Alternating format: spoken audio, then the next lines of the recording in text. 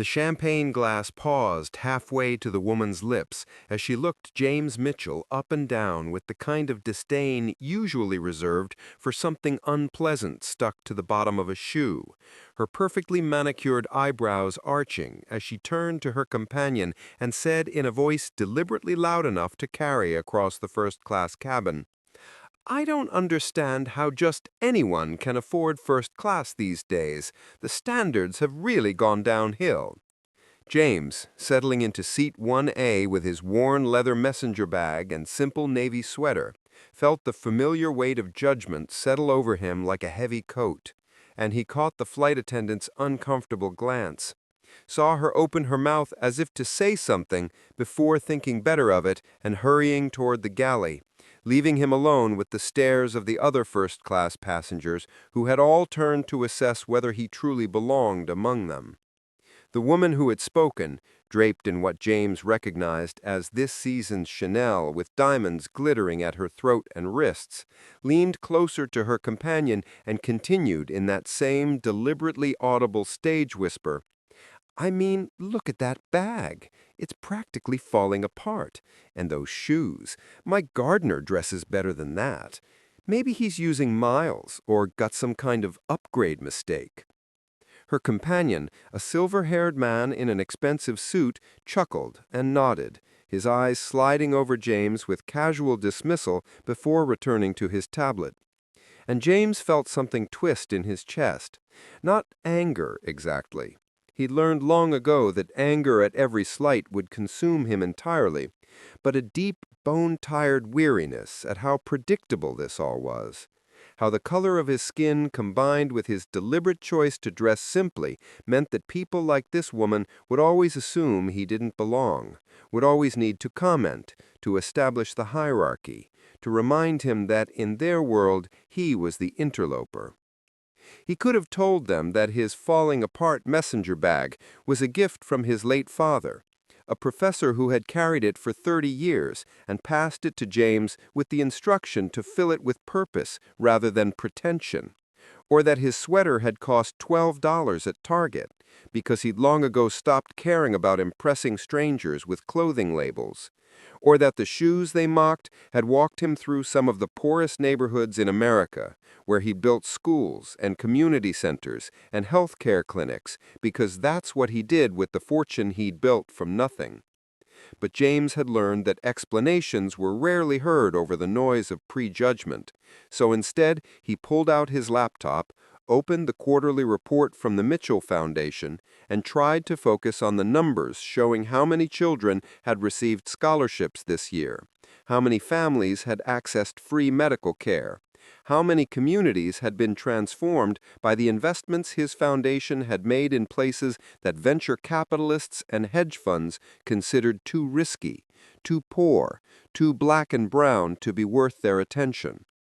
The flight attendant returned with a tray of pre-flight beverages, and when she reached James, her smile was tight and apologetic in a way that made her wonder if she'd heard the comments, if she was embarrassed by the behavior of passengers she couldn't control, or if she simply recognized the dynamic playing out and wished she could do something about it.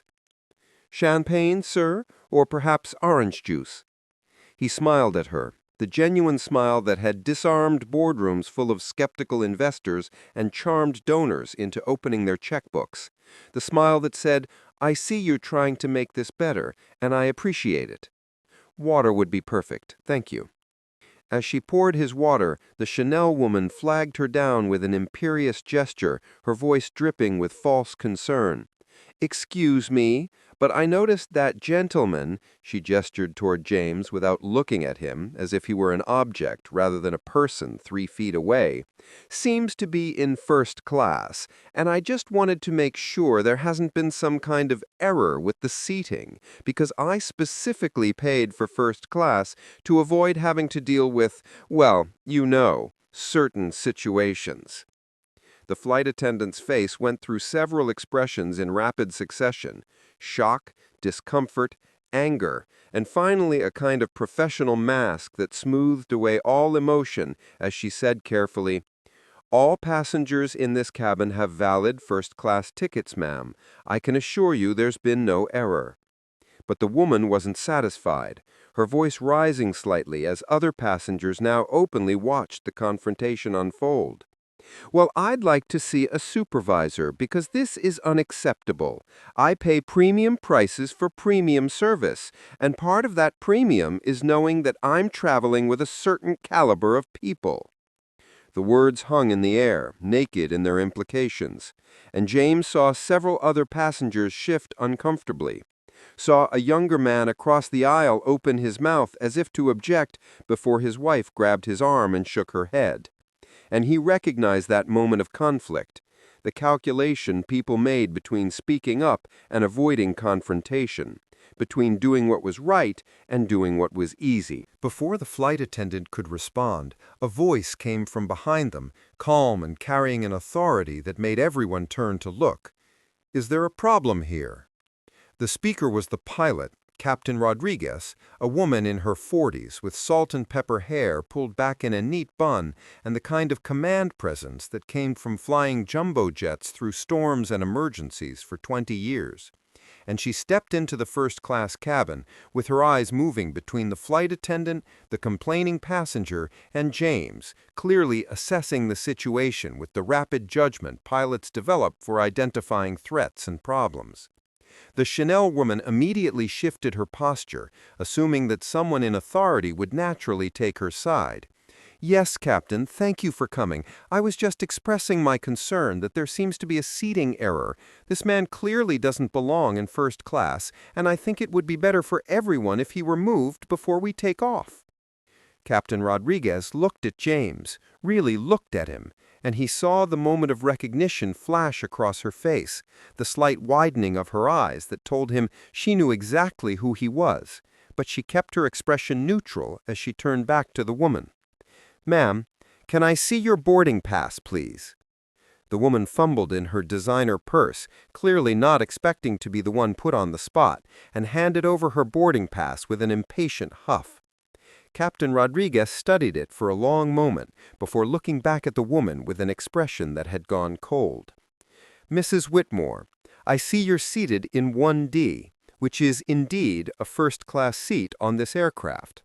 Now I need to inform you that you've just violated our airline's policy against discriminatory behavior toward other passengers.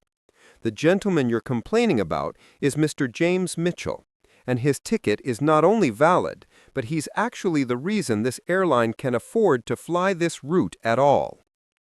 The words fell like stones into still water, ripples of shock spreading through the cabin as passengers processed what they'd just heard, and Mrs. Whitmore's face cycled through confusion, disbelief, and the first hints of dawning horror as Captain Rodriguez continued, her voice taking on an edge that suggested she was enjoying this more than she probably should. "Mr. Mitchell is the founder and CEO of Mitchell Holdings, and more relevantly, his foundation provided the $50 million investment that saved our airline from bankruptcy 3 years ago when we were on the verge of liquidation. The reason we can operate this route to underserved communities, the reason we've been able to upgrade our fleet and maintain our safety standards, the reason you're sitting in this seat right now about to fly to your destination is because Mr. Mitchell believed in our mission to connect communities that larger carriers had abandoned. So when you suggest that he doesn't belong in first class, what you're really saying is that the man who owns a significant stake in this airline, who has saved thousands of jobs, including mine, who has made it possible for families in rural communities to stay connected to the rest of the world, doesn't meet your personal standards of who deserves to travel in comfort." The silence that followed was absolute, broken only by the ambient noise of the aircraft systems and the distant sounds of the main cabin boarding. And James watched as Mrs. Whitmore's face went from pale to red to a splotchy combination of both, her mouth opening and closing without sound as she tried to find words that could somehow undo what had just happened. Her companion had gone very still, his eyes fixed on his tablet as if he could become invisible through sheer force of will, and the other passengers were now studiously avoiding eye contact, suddenly fascinated by their own devices and reading materials. Captain Rodriguez wasn't finished, and James realized she'd been waiting for a moment like this, a chance to push back against the casual racism and classism she probably witnessed regularly but could rarely address so directly. Now, Mrs. Whitmore, I'm going to give you a choice, and I want you to understand that I'm being more generous than you deserve. You can apologize to Mr. Mitchell, sit down, and complete this flight without any further comment or behavior that makes other passengers uncomfortable, or you can gather your belongings and exit this aircraft right now, because I will not tolerate discrimination or harassment on any flight I'm commanding. What's it going to be?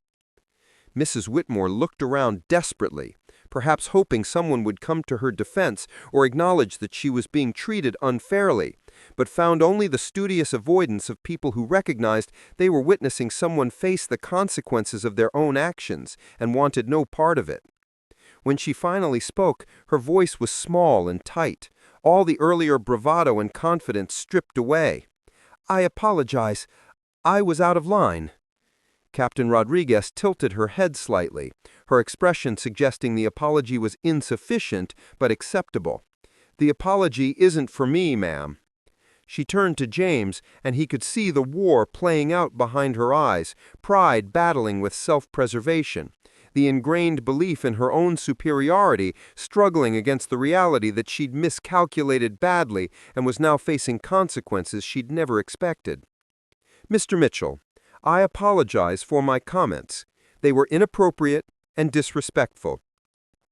James held her gaze for a long moment, letting her feel the weight of what she'd done, letting her sit in the discomfort she so casually tried to inflict on him, before nodding slowly. "Apology accepted. Though I'd encourage you to consider why you felt entitled to make those judgments in the first place, and whether the assumptions you carry about who belongs where might be costing you opportunities to meet remarkable people." Captain Rodriguez gave him a slight smile, respect clear in her eyes, before turning back to Mrs. Whitmore. "You will remain in your seat for the duration of this flight. If there are any further incidents, any comments, any behavior that creates an uncomfortable environment for other passengers, we will divert to the nearest airport and have you removed. Is that understood?"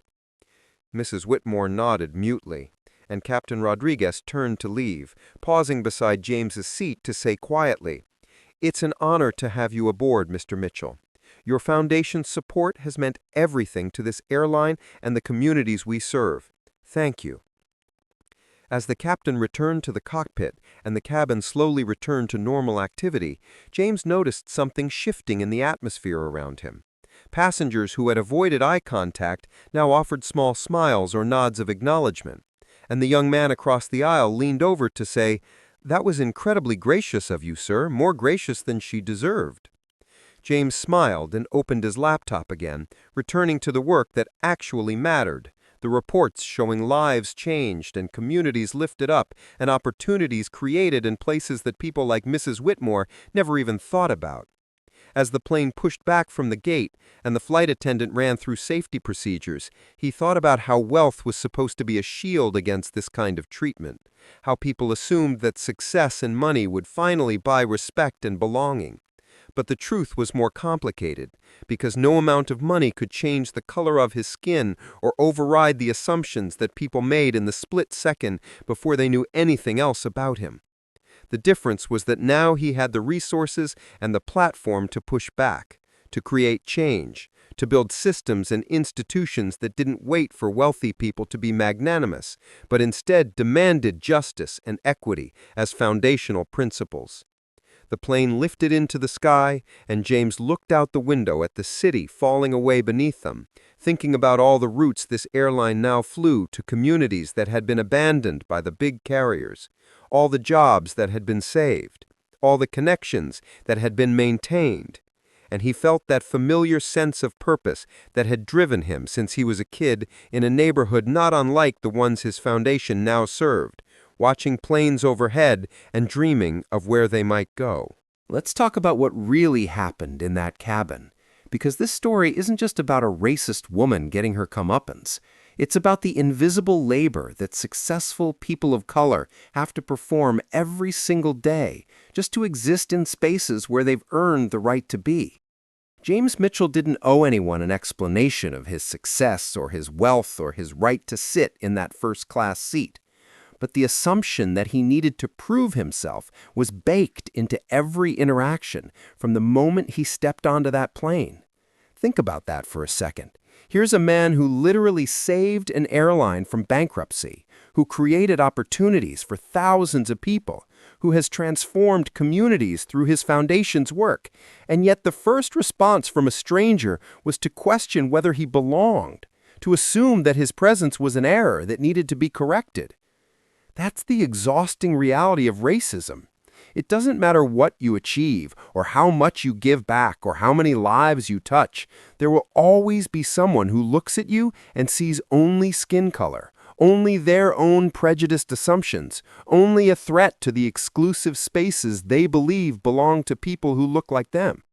And here's what makes this even more insidious. Mrs. Whitmore probably doesn't think of herself as racist. She'd probably be genuinely offended by the suggestion, because in her mind, racism is only the overt, violent kind, not the casual assumption that a black man in first class must be there by mistake. But that's exactly the kind of everyday racism that does the most damage. The kind that's wrapped in politeness and concern and the language of standards and quality. The kind that allows people to discriminate while maintaining plausible deniability about their motivations. What Captain Rodriguez did was more than just defend a passenger. She used her authority to name what was happening and to make it clear that there would be consequences. And that's what we need more of in every space where discrimination occurs. If this story resonated with you, if you felt that satisfaction when Mrs. Whitmore had to face what she'd done, then use that feeling to examine your own behavior and the behavior you witness around you. How many times have you made assumptions about someone based on how they looked, what they wore, or how they spoke? How many times have you stayed silent when someone else made those assumptions because calling it out felt awkward or confrontational? How many times have you given someone the benefit of the doubt who looked like you while denying that same grace to someone who didn't? Share this story because it illustrates a truth that too many people want to ignore, that success and wealth don't protect people of color from racism. They just change the context in which it occurs. Comment below with your own experiences of being judged or underestimated, or times when you witnessed someone else being treated this way. Because building a record of these stories, creating a community that refuses to accept this as normal, that's how we create pressure for systemic change. Subscribe if you believe that stories like this matter, that shining a light on everyday racism and celebrating the moments when justice is served can help shift culture and expectations. And most importantly, the next time you witness discrimination or bias, be Captain Rodriguez. Be the person who uses whatever authority or voice they have to say this is not acceptable, to create consequences for behavior that should never be tolerated. Change doesn't happen through grand gestures alone. It happens through the accumulation of moments when people decide that silence is complicity and that their comfort matters less than someone else's dignity.